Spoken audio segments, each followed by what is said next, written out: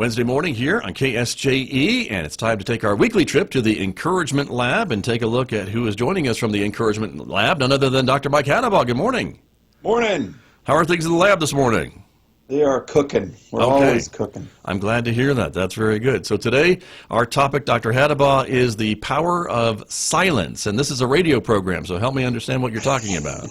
We won't be silent talking about silence. But I really do, Scott. I want to get a little personal today because, you know, sometimes when we're talking about life, sometimes you got to talk about real life. Yeah. And if you sit down and talk to people about their future, almost all of us will come up with all the positive things that, you know, I want to do this and I want to do that. But the reality is life sometimes hands us negative stuff. Sometimes people get hurt and killed and sick and lose jobs, and bad things happen to people. And I want to help everybody out today with some really good advice on what you're supposed to do for them. Okay. All right. And the answer is go and be with them and don't worry about saying a thing. Aha.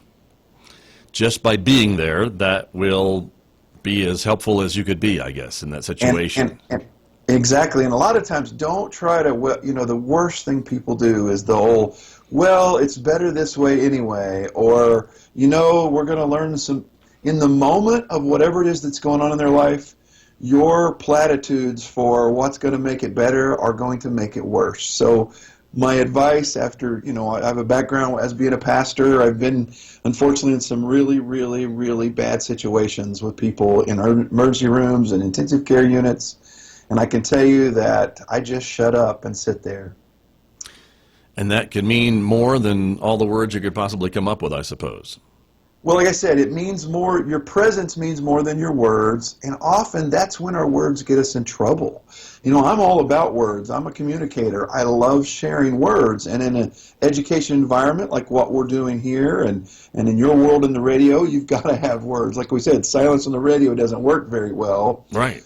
But silence in the midst of pain and tragedy is always the best answer. If you aren't for sure that what you're going to say is going to be helpful, then don't say it. And all of us have, you know, go start asking your friends about what was the horrible advice you got in the midst of your pain, and all of us have stories about where people said, you know, well, it's something stupid. You know, they just said something that came out to the other person as stupid because, trust me, you don't know their pain. And, you know, I know you've lost your parents, right? Yes, that's true. So when you meet somebody else that's recently lost their parents, you get that, don't you? Sure, of course. You know what it's like because you walked that walk. And so is there a lot you can say to them other than I'm sorry? Well, maybe a little bit, but probably not much, because I imagine the circumstance is a little bit different for everybody. Exactly. So in the midst of that, it's just practicing silence and making sure that your words are really, really meaningful, or don't say them at all. And like I said, that's just... And by the way, you can do the same thing in the corporate world. You know, if you're in a meeting with your boss about, you know, the profits are down or we don't have enrollment up or whatever, and sometimes you better be careful what you say. So practice silence, because sometimes it's the most powerful form of communication. Okay. All right. As always, Dr. Hattabaugh, that's good advice. Is there any nonverbal something that we can do in situations like this to show our compassion, our caring for the individual? So mirror their body language. Okay. As much, you know, so if everybody in the room is kind of down, do that a little bit. You know, now there are times when you need to be the encouragement. You need to throw those shoulders back and say, "Hey, come on, it's okay. We got to it's okay, but let's get going. Let's move." And sometimes somebody needs to have that action as well, but you have to be really careful about that, because most of the time you need to match their nonverbals. You know, okay. Imagine the surgeon comes out to tell your family about a surgery that the doctor didn't go well. Do you want him coming out going, "All right, let me tell you about what I just found"? Yeah, no, we don't want that. No, you want him to match the mood with his nonverbals. So that's real important as well. Otherwise, it gets really wonky really fast. Okay. If our nonverbals are saying something different than the language and the actual situation. So mirror as much as possible. That's just generally true, is try to mirror. If people are a little isolated and have space between them, then you should have some space between you.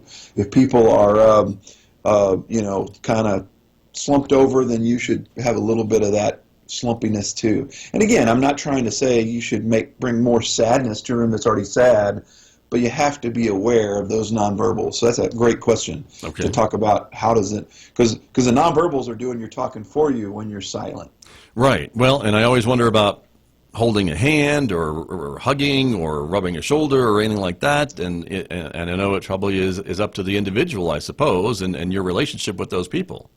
Yeah, you don't want to be creepy by any means. Yeah, but well, that's, yeah. Right. Here's how you handle that, Scott, is proximity. Is be inside of 4 feet of them, and actually, if they're a really good friend, be inside of 18 inches. And if you're within 18 inches of somebody, if they want to hold your hand, your hand is accessible.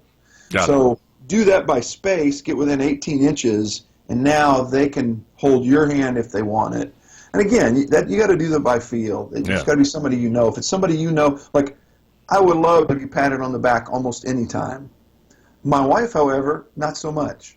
So you just got to know people's personalities. So when in doubt, as we're learning, with all the stuff that's going on with personal space and that kind of thing that we see in our real world, realize that it's the same thing. And just because it might be what you want may not be what they want. So give them space, but be there so if they need it, they can grab your hand or what. And if you know they like that, then yeah, do it. But don't do it if you don't know what they want. Sure. No, that's good advice. Don't want to be creepy. So the power of silence, Dr. Hattabaugh. Thank you for that. You're welcome. All right. Have a good week. We'll talk to you next Wednesday. See you next week. All right. That's right. That's Dr. Mike Hattabaugh. He is with me on Wednesdays from the Encouragement Lab right here on KSJE Farmington.